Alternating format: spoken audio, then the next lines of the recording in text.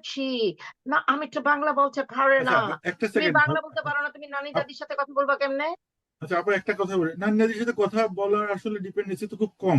আমরা যতটুকু শেখাবো এক্সাক্টলি মাই ততটুকুই পয়েন্ট। ওরা আসলে দেন নট। শিখতেছেটা কি? আমার ছেলে আমার মার কাছ থেকে শিখছে। কারণ আমি সেই সুযোগটা করে দিছি। আচ্ছা আমি এবং বলি আমাদের পরেন ভাবি জিজ্ঞেস বাবা-মারা করি, পরেন করে ভাবি না। আজকালকার জেনারেশনরা করে না। এখন কিছু করার নাই। না না বুঝতে তো কোশ্চেনটা করি তাহলে, আপনার ছেলে বা আমার ছেলে আমার দাদির কাছ থেকে মানে তার দাদির কাছ থেকে তার নানির কাছ থেকে কি শিখবে?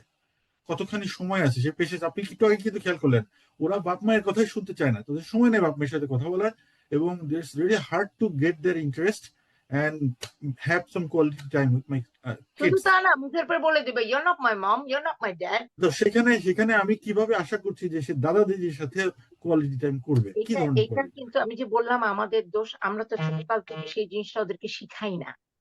তারপরে আমাদের বলেন দোষটা বেডরুম, আমাদের ছোট ছোট জায়গায় জেনারেশন, বলা হয় এই বেডরুম শেয়ার জেনারেশন করতে